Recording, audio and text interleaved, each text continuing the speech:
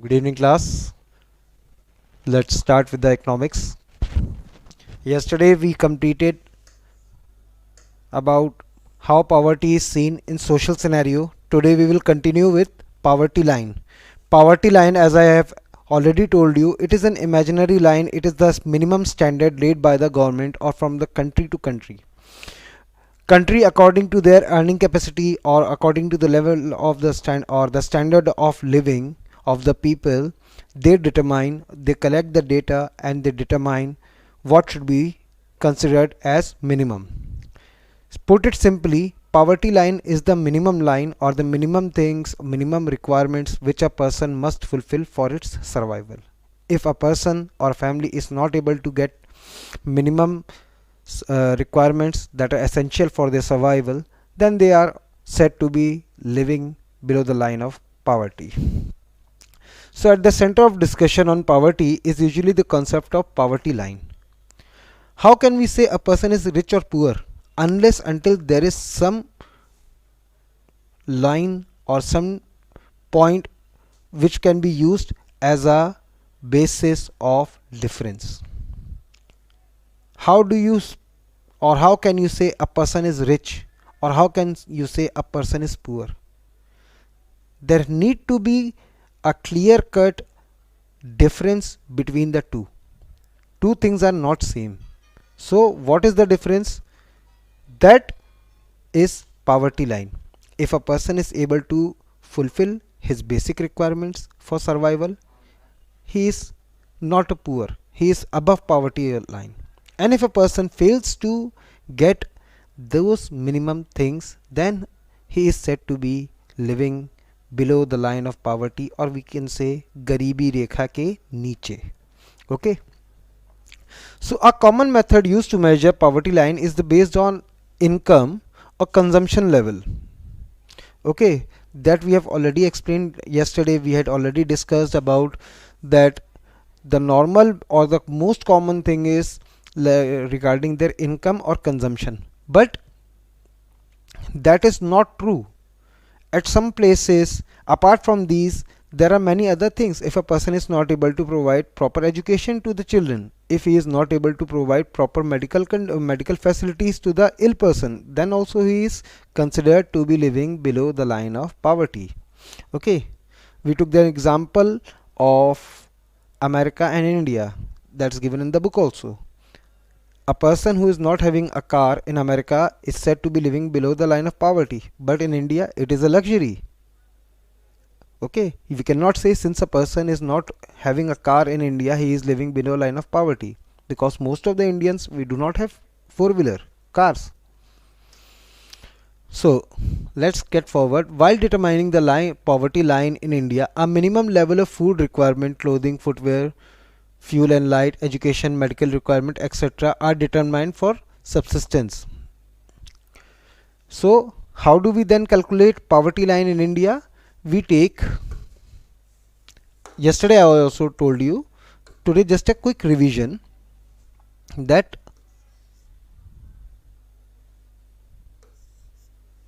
while determining the poverty line in India, the minimum level of food requirements means minimum food, clothes, footwear, means overall how are they living. They are living in a good house or a slum.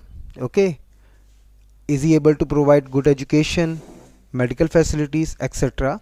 that are required for subsistence, for survival. We can also say that are required for survival. These physical quantities are multiplied by their price in rupees. The present formula for food requirement while estimating the poverty line is based on the desired calorie requirement. Now we take it in two manners. First one is how many calories, you know what are calories? Energies. Okay, how much energy a person gets after consuming a food or eating a food. And secondly, what are the price or how much money is required to buy that particular food which gives this person this much calories. Okay, or in put it simply, the amount of money required to get that amount of calories. Okay, so this is how we take out the poverty line, or we calculate the poverty line in India.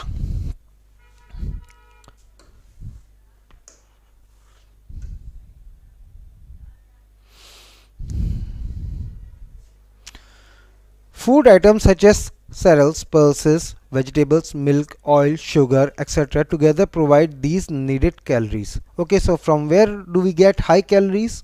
Obviously, cereals, pulses, vegetables, milk, oil, sugar, etc. means rich food. Not like jawar, bajra and all these things. Proper good food. Good lentils, dal. Okay, milk, vegetables, we consume all these things, then we are able to give or get a proper nutritious food that is rich in calories, rich in carbohydrates and all the other necessary vital requirements for the body. Okay, which helps you to get energy, which improves your stamina, which facilitates you to increase your capability of hard work and earning. The accepted average calories requirement in India is 2400. This is very important. Please mark it or please take down. The accepted average calorie requirement in India is 2400 calories per person per day in rural areas and 2100 calories per person per day in urban areas. So city it is 2100, village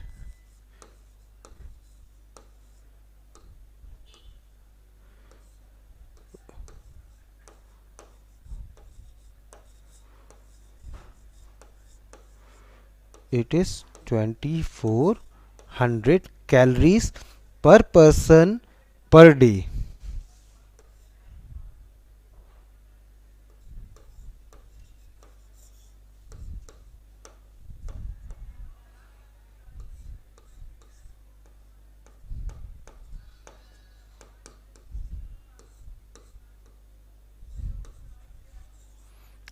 Okay, why is it so? Because in rural areas there are not many facilities available over there. The people have to do more amount of labor, human work, okay, physical, which is not seen in cities. In cities you have mm, machines, robots, okay, then transportation facilities, everything is compact.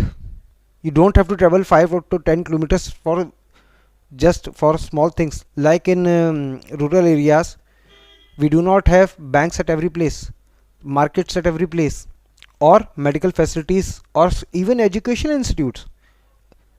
In rural areas students of your age have to walk, sometimes have to walk 14 kilometers or a minimum of 3 to 4 kilometers to get to the nearest higher secondary school, or in some case degree colleges. Okay, every village do not have these kind of facilities, so obviously they are going by motorcycle, by or walking or by cycling, so there is more physical work.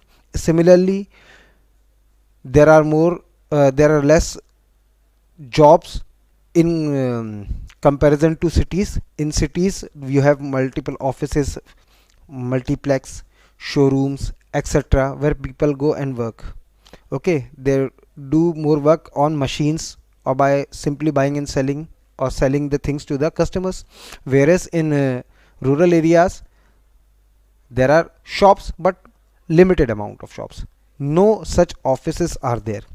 Most of the people are engaged in primary activity that we can say either earthen pots making, working on the fields, then cattle rearing or dairy or construction work.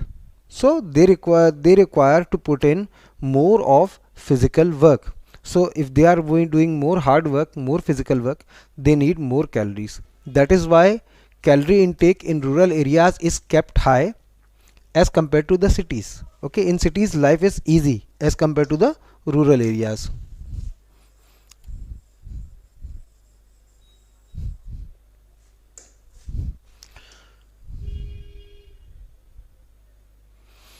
calories requirement in rural areas are considered to be higher than in urban areas. The reason I've told you, why is it? Because of the physical work required to be done in rural areas is much more than what is required in urban areas. Okay.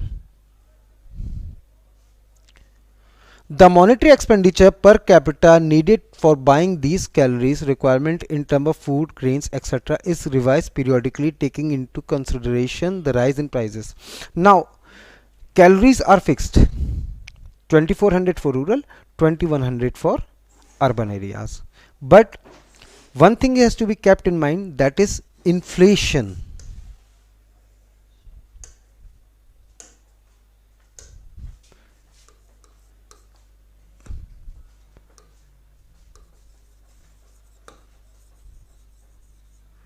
What is inflation?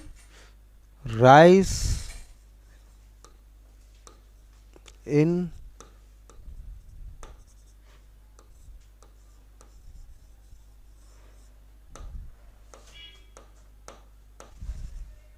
rise in price of things like fuel. If prices of fuels are increased, obviously everything gets expensive, because all the transport, everything is based on the fuel price of the fuels, because power needed for transport, for running the machinery, from everything we need power. And in most of the commercial places we find the use of diesel or fuel more. So while calculating the money, the monetary requirements means the money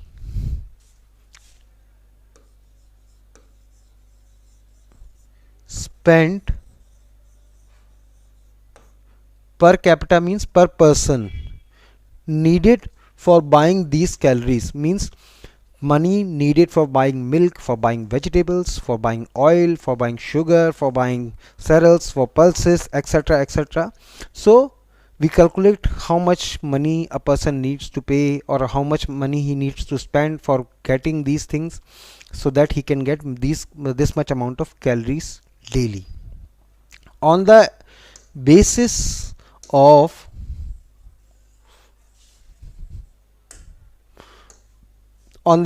these calculations, for the year 2011-12, the poverty line in India for person was fixed at 816 rupees per month for rural areas and rupees 1000 for urban areas.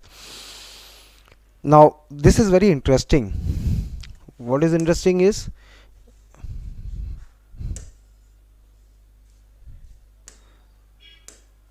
the interesting thing is calories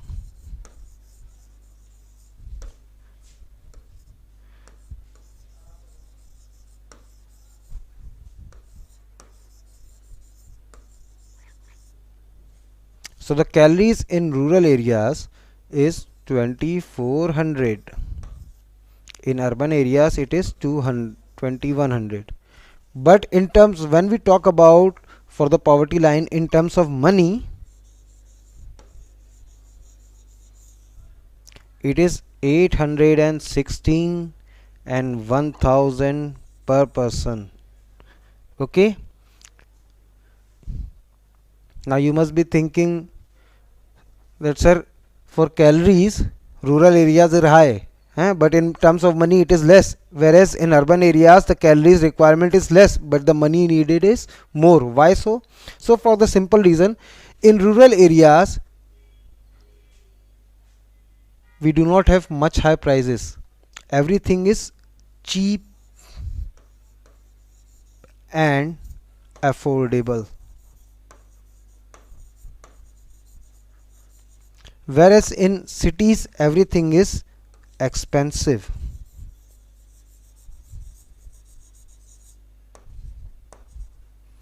In rural areas often people have cattle, they get the dairy things, dairy products or milk from the cattle. They are engaged in primary activity, raising the crops, so for food, for rice, wheat, they do not have to buy, they raise it and they keep it for themselves and sell the surplus to the market. Okay, so they get other things for much lesser price as compared to the urban areas. Since vegetables, cereals, pulses, etc., anything, sugar, anything is produced or is raised in a field. From that field it comes to the market, so the transportation and production cost is involved. That is why a thing which you are getting from in a village for 20 rupees, the same thing after being processed you have to pay around 100 rupees or 80 rupees for the same very thing. Like, take an example of rice.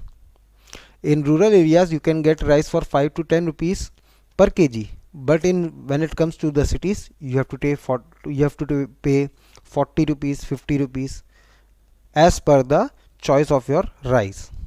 Okay, so that is why it is the in terms of money urban areas are more, and in terms of calories rural areas get more.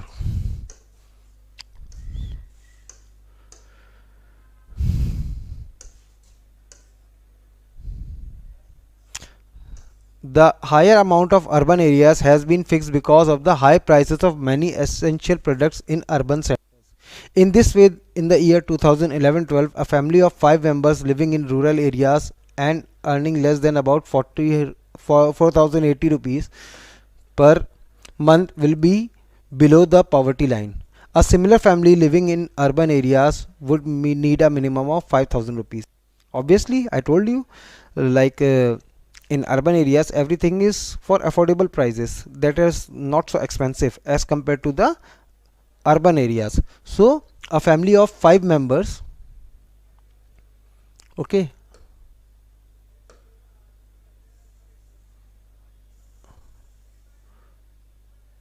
a family of 5 members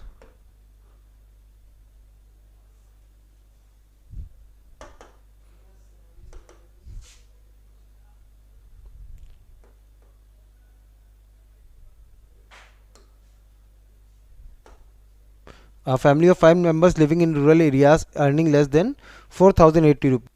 Okay, because since everything is available for less prices, so if they are not able to earn even 4,000 rupees, then they are said to be living in the state of poverty or below the line of poverty. In the same way, if a family of 5 living in urban areas is not able to earn 5,000 rupees, that means simply that they do not have enough money to buy the things or buy the food or buy the basic requirements for the survival, and in that situation they will be considered or they will be said to living in the state of poverty, or rather below the line of poverty.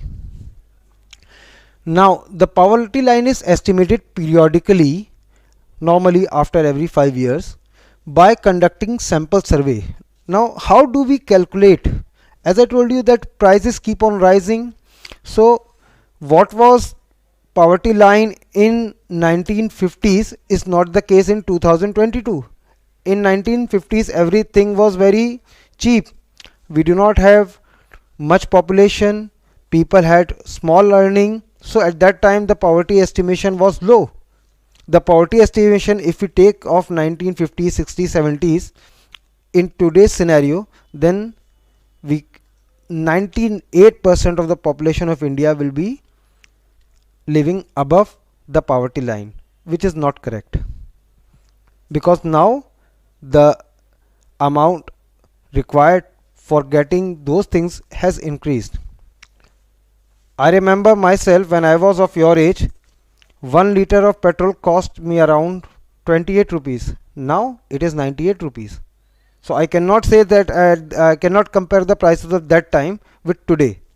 That time everything was very affordable, cheap, not so expensive like we have in today. So now the question comes, how do the government get this data? No person goes down, means government hires an agency, or government has an agency that is called National Sample Survey Organization. In short form we call it NSSO.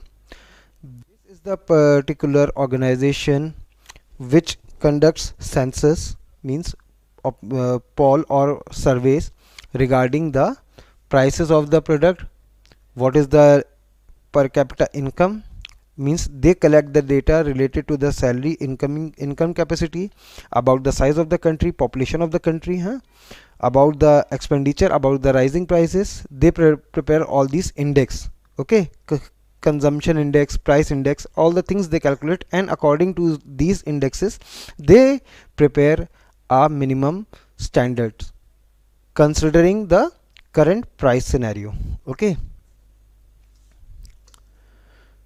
However, for making comparison between developing countries, many international organizations like the World Bank use uniform standard for the poverty line. Minimum availability of the equivalent of $1.90 per person per day according to 2011 census. Now, every country has its own sample survey organization which is responsible for conducting surveys and collecting the data. Now if we want to compare two countries, we need some neutral grounds. So here comes World Bank. World Bank collect data through various agencies, through various sources, by taking into consideration the various development index, human development index, then living standard, okay, their education, price, etc. from different countries, and they convert it into dollar, and on the basis they made it that if a person earns less than $2, I'm just making it a round off, instead of speaking $1.90, I'm just using $2. If a person earns less than $2, then he is said to be living in a state of poverty or living below the line of poverty. Now next topic is poverty estimates. Estimates is anuman, guess, or estimation, to make estimation, to calculate, okay. It is clear from table 3.1 that there is a substantial decline in poverty ratios in India from about 45% in 1993-94 to 37% in 2004-5. The proportion of people below poverty line further came down to about 22% in 2011 and 12. So we can see that in India, as the development has taken place, as the economy is developing and we are on the way to the development, there is decline in the poverty, means people are, the standard of the living of the people is increasing. They are earning more. If they are earning more, obviously they are able to fulfill the requirements, basic requirements needed for the survival, and in turn the ratio, means number of people living below the line of poverty, is coming down from about 45%, nearly half of the population, to about 22%, that is almost less than 1/4, okay.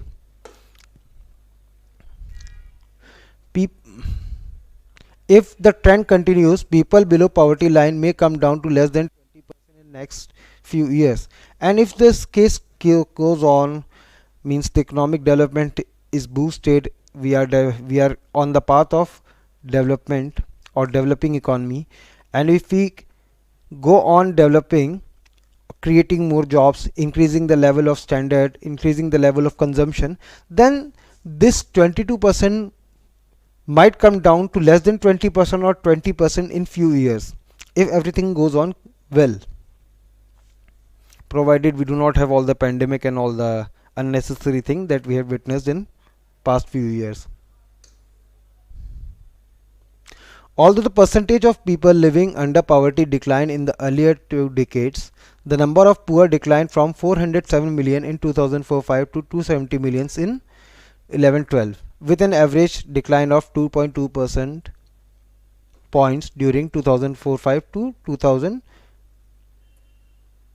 2011-12, means within span of around 7-8 years there is a decline of 2.2% every year, means the number of people who are poor are becoming less, and the people who are from middle income group or those who are living above the line of poverty has shown an upward trend or growth. See, in the year to 1993-94 total was 45. Okay, ratio.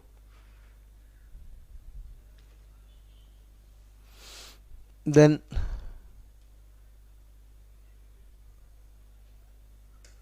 we see that it has come down from 45 to 22. Number of people in rural areas were 50. In urban areas it was 32, which has come down to 26 and 14 respectively. In the same way, number of poor families in millions were 329 millions in year 93-94, which has come down to 217 in the year 2011-12. In urban areas it was 75 millions, which has come down to 53 millions. Okay, so there is a downward trend, means the number of poor are on decrease. Now next is vulnerable groups, means those who are more severely or adversely affected groups. The proportion of people below poverty line is also not same for all sectional social groups and economic categories in India. Social groups which are most vulnerable to poverty are scheduled caste and scheduled tribes household. Similarly, among the economic groups, the most vulnerable groups are the rural agricultural labor household and the urban casual labor household. You see, the most or the major sufferer of the poverty are scheduled caste and scheduled tribes, because they are not given equal treatment, they are being exploited. In the same way, casual workers, means the people who are working on the farm of others as a labor, they are the worst affected people. Same way, those who are masons, those who are laborers working in the cities, those who do odd job, they are the worst sufferers, because they do not have bargain power. They are not educated, are not skilled, so they are forced to accept whatever is being offered. They cannot demand. They are not in a position where they can ask. They are only takers. Whatever is being given to them, they have to accept. Also, the major cause is high population. They know if they refuse whatever is being offered, then they will not even get this much, because others are in the line, others are in the queue to take their position.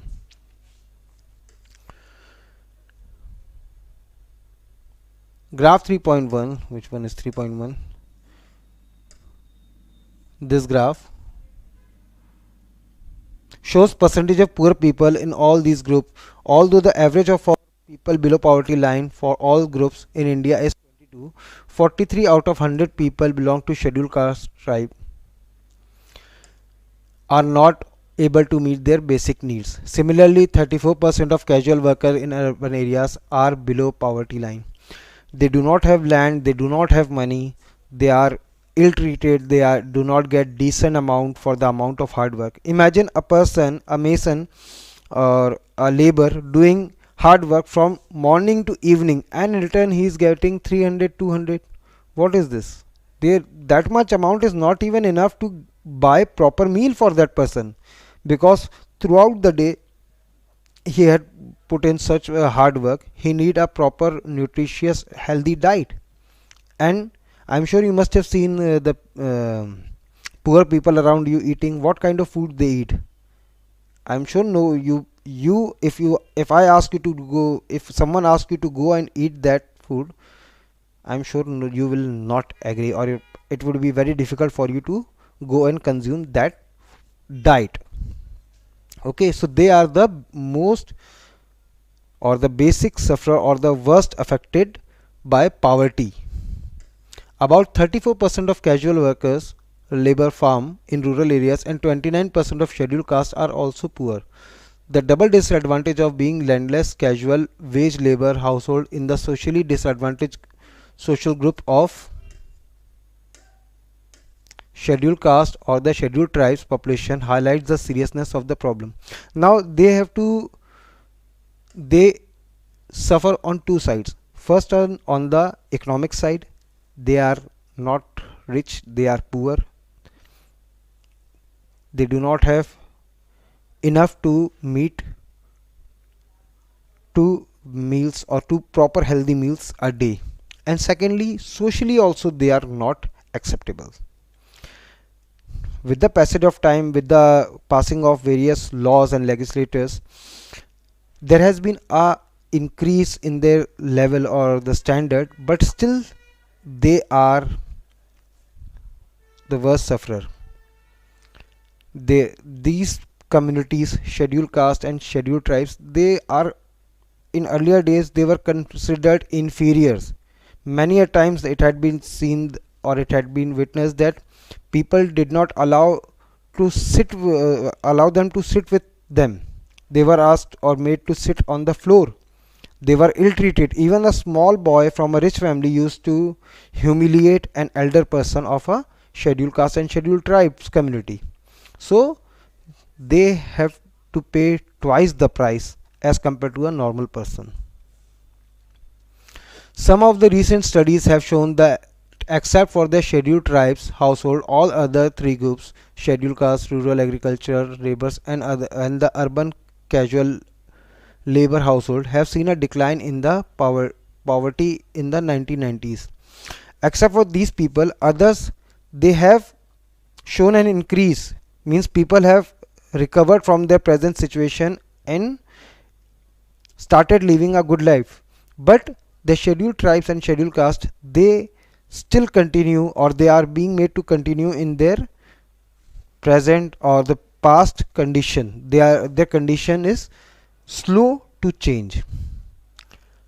Apart from these social groups, there is also inequality of income within a family. In poor families, all suffer, but some suffer more than others. In some cases, women, elderly people, and female infants are declined equal access to resources available to the families.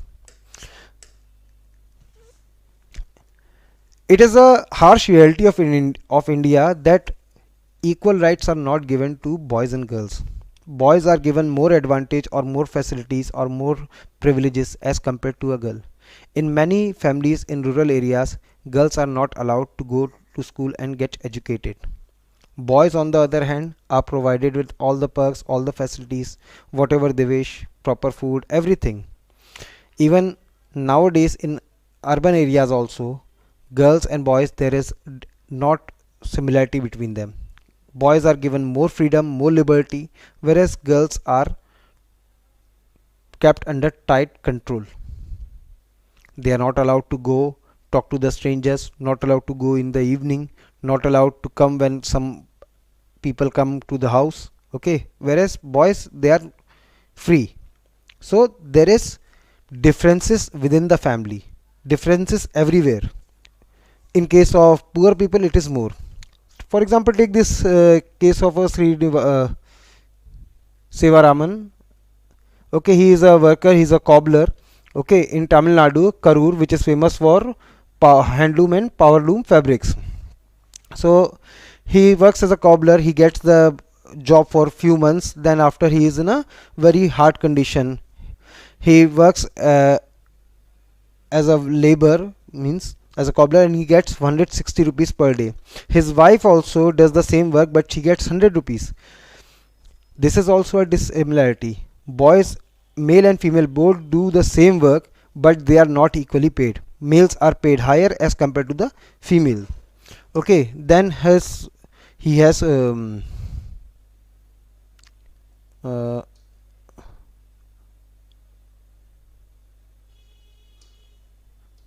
he is having a family of 8 members, in which he is having a mother, a sister, and 4 children. 3 are girls, 1 is a small boy. So since he is poor, he is not able to get a proper boy or proper groom for his sister. Then mother is ill, she needs medical attention, but again he is not in a condition to provide for the medical facilities. Girls, they are not going to the school because being poor, he is not able to afford the education. Okay, but interesting thing is, he is planning for his boy, his son, that when he becomes of proper age or grows up, he will send him to school so that he can get good education and raise the standard of living. Girls, on the other hand, help his sister in making household work or doing the household work and look after the family. Also he is trying to save money because at some time he wants his daughter to get married. So he is in a very harsh condition wherein he has to live in a small house. His sister, his mother, his daughters, his wife all are living together, and his wife and his sister, they do not get together well. There is some khatpat or dispute going on all the time in the family. He even tries to get milk, but that milk is not for the sisters, not for the wife, not for the mother, not for the daughters. It is all for son. So you see there is differentiation. Two children, same parents, same situation, but treatment is different. That is not similar treatment is given to these two people. Okay, so that is again vulnerability. Women are more vulnerable to situations as compared to the males.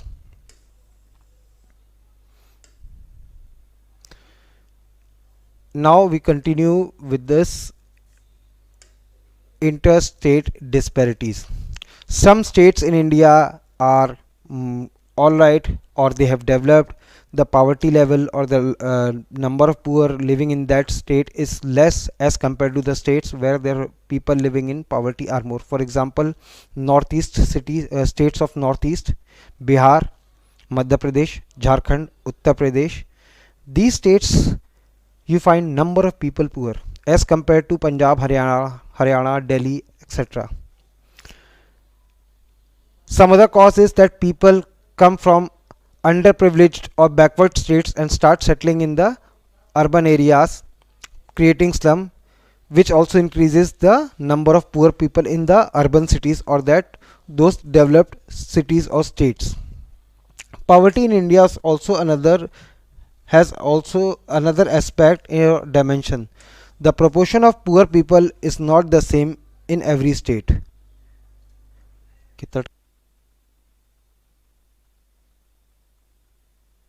Although state although state level poverty has witnessed a secular decline from the levels of early 70s, the success rate of reducing poverty varies from state to state. That's it for today. We will take up this topic again tomorrow, that is interstate disparities, means difference in states. Thank you class. As again, in case of any problem, any topic which you have not understood, please do leave comment. Thank you and good night.